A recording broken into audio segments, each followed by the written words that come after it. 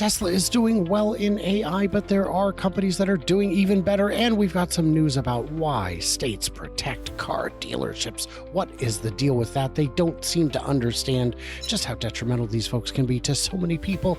And Elon's got some thoughts about LiDAR. I need someone to fact check him because I'm not sure he's correct. And Tesla is bringing electric cars to oil-rich Saudi Arabia. What that means for Tesla and what it really means for Lucid.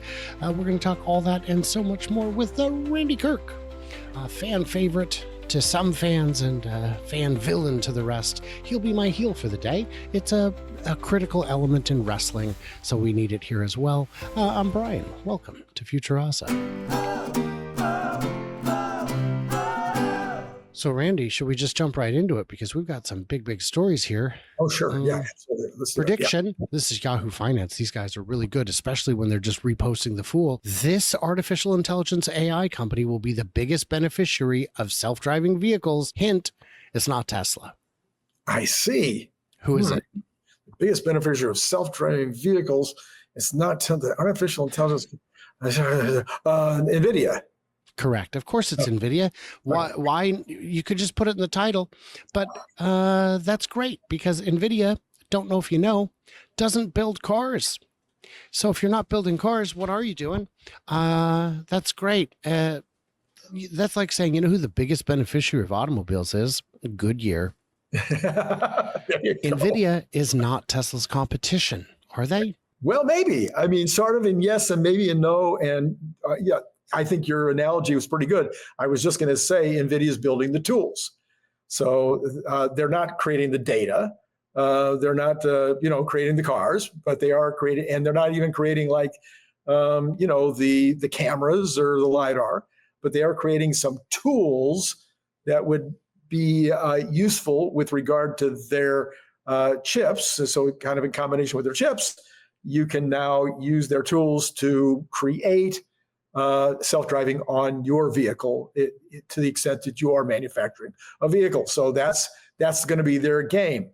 So yes, they're competing with Tesla in a way because they're providing Tesla's competition with the tools. But I think your Firestone example is perfect.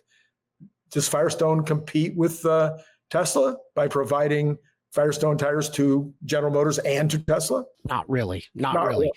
You know, mining giant Rio Tinto's got a new company to look out for. The real beneficiary to all this mining, Caterpillar.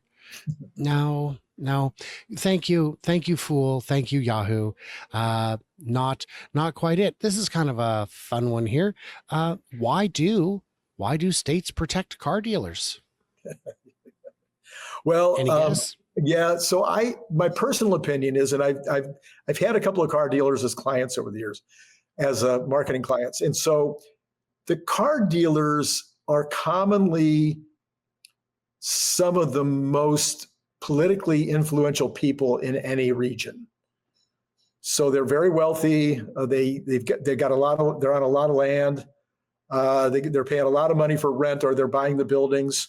They got a lot of people that are their customers.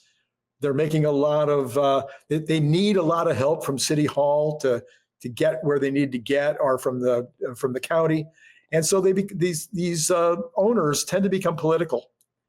And then you got a lot of owners all over the state, and altogether they represent a very large industry for almost any state, as just the car dealers themselves. So now you have those guys that are all political to begin with getting together in associations. And so what would an association's first job be for the members? Oh, to keep Protect the competition up. Yeah. Well, that's it. Every club's designed to help the club. Right. And you're exactly correct. I can't believe you didn't have to read the article first. You're right. These laws were created 50 to 80 years ago, depending where you are, 80 to 100 years ago. And they were designed to protect the little guy from the big guy. And times have changed and the laws haven't. And now there's deeply entrenched interests with real deep pockets. And in a lot of cases, people have said, well, the car dealers give money to the state legislatures. And what you're saying and what I'm saying is true is, in a lot of cases, they don't have to give money. They just get elected themselves. Right. And they walk in there and say, this is happening. We are not going to allow direct sales. Now, this one, I know it's no longer April Fool's Day, but I still have to share it because this is something I need a fact check on. Elon says that Tesla doesn't need LiDAR because people don't shoot lasers out of their eyes. Is that true? I do. Dude, I mean, I've seen cars. I was at a dance club once and I was up by the stage and there was a gentleman next to me shooting lasers out of his eyes. And I know what you're saying. Maybe that's the machine that shoots lasers, but I think it was a gentleman. I think it was. So I will say what I've been telling people all weekend here in Chattanooga when they ask about LiDAR, because this Mark Rober has been a real pain in our butts on this because he created some fantastical, magical entertainment, which people mistook for news, for facts, for science, which is the problems I've had with FSD in the past were not limits of its perception, but limits of its decision making. And I had a gentleman say, well, what about that 1% of cases where LiDAR would be better? I say, it's not 1%, it's less than that. And the other 99% plus, you've just got more noise. But if the best perception is what you want, we need a car that sends out drones in advance to look around corners. That'd be safer. Little impractical, little expensive, little unreliable. Now you're getting it. I think we'll be okay without that. Randy, I do have one more very important bit of news here. Tesla is bringing its electric cars to oil-rich Saudi Arabia amid falling global sales.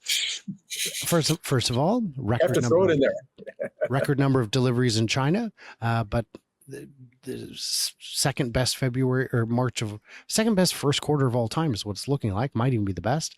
We'll find out in a matter of days. What does this mean for Saudi Arabia, for Tesla? Boy, on this one, I don't think I know, and I doubt whether the people in Saudi Arabia know. There's a bunch of rich folks in Saudi Arabia, and then there's a bunch of really poor folks in Saudi Arabia. So it's a very small market. And it's a very small market. So I think the impact is going to be very small. A handful of sales, but to me, the bigger story is you're in Lucid country. Yeah. Lucid country now wants Teslas. And I think this is bad news for, Lucid said, well, we just got an order for 100,000 Lucids in Saudi Arabia. This is like 4 or 5 years ago now. And I said, no, they didn't. No, they did. No, they didn't. That's too many cars. That would mean that everyone is driving one. They don't like driving cars unless they're special. And if everybody's got one, that's not going to work. Not in Saudi Arabia. So do you think this helps or hurts Lucid that Tesla is now going to be selling? I certainly don't think it helps Lucid, but I'm not sure that, again, if Lucid is counting on Saudi Arabia to make their bones, they're going to be waiting a long time for Saudi Arabia to improve their sales by enough to even count. So if they, I've said it for many, many years now. How many years? I don't know. At least 2 years on my show. If I owned Lucid and I couldn't sell more cars than they're selling, I would find just some guy like me, or maybe like you, to go stand on the street corner with a sign. I think they could sell more cars if they just had a really, really good sales department that really cared and went out and sold cars, because they're selling so few cars. It's tough to say because I've been to their showrooms and they have beautiful people who look like models. They have a showroom that looks like it was masterfully designed and crafted. And by all accounts, the test drives go well, the people enjoy them, and then they don't buy them. How many people have told you, Randy, if I can get a car that'll do 450 miles, then I'd buy an EV. My friend, there's one right here. Do you want it? No. It's almost like it was an excuse the whole time. And that cynical people will always be cynical. Am I off base? Yes, I think you're not off base at all. I've hired and fired so many salesmen in my life. And if you have a compelling product at a compelling price at all, and you put the right salesman in that showroom, they will sell 9 out of 10 of the people that actually walk through the door. maybe 8 out of 10, but you should be able to close something on the range of 8 out of 10 people that walk through a retail store. I don't care what kind of retail store it is. I've been promoting that in my books forever. Okay, the opposite side of that is also true. I've had salespeople where we didn't have a retail environment, and they're like, oh, the phone will ring. They'll call us. I'm like, no, they're not going to call you. Get your butt in the car and get out there and start finding some business. There doesn't seem, Lucid doesn't seem to have the fire. Boggles my brain. And that was the problem with Arcimoto, is having been to their factory, having seen their operations, I can tell you there was no fire. There was no fire in the bellies of the folks at Arcimoto. And I did have people tell me, well, it's kind of a Eugene, Oregon thing. I'm like, oh, then move the factory, because you need people with fire. And without that sense of urgency. And I've worked in environments like that. I've worked in banking where business just comes in and talks to you. That's very easy. Doesn't pay as well as the shops where you have to go out and find the business. And I've been entrusted to train people who, they're like, Brian, you're really good at this. Can you train these people? And I would train them. And some of them thought you could just go through the motions. Like I said, okay, if you're not making sales, go out to this many real estate agents offices today and leave your cards and see who you can talk to. And this one gal just went online and printed out a list of office addresses and said, here's where I went today. I'm like, no, you didn't. No, you didn't. So needless to say, she didn't last very long in that field. Because you have to close the deal, Lucid. Close it. If the gravity's available, sell it. I know people who want to buy it. They can't get a test drive. Lucid, what are you doing? Well, guys, in the comments, what do we miss? What do we misunderstand? This is Randy Kirk we're talking to. If we get to ask him questions, we should do it. I did get a question from a viewer of yours this weekend. By the way, only one person got flustered and called me Randy. I'm like, Randy's the other guy. It's close enough. I'll take it. The one question that someone wanted to know from you. You ready? Yeah. Where do you get your shirts? Oh. That was the question. Various and sundry places, but almost all of them are compliments of my beautiful wife and my oldest daughter. They are the two primary purchasers of all of these amazing shirts. Breathtakingly frustrating, Randy. Your wife and daughter have bought me no shirts. Look at my fashion sense. No wonder I can't keep up. What are we going to do? Guys, in the comments, what did we miss? What did we misunderstand? Leave it. I guess we can make comments optional today, but I hope to not regret that decision. But the thumbs up or down is required. You have to do that. You made it this far. And everybody else, stay tuned, stay juicy, and I can't wait to hear from you clever robots on the flippity flop.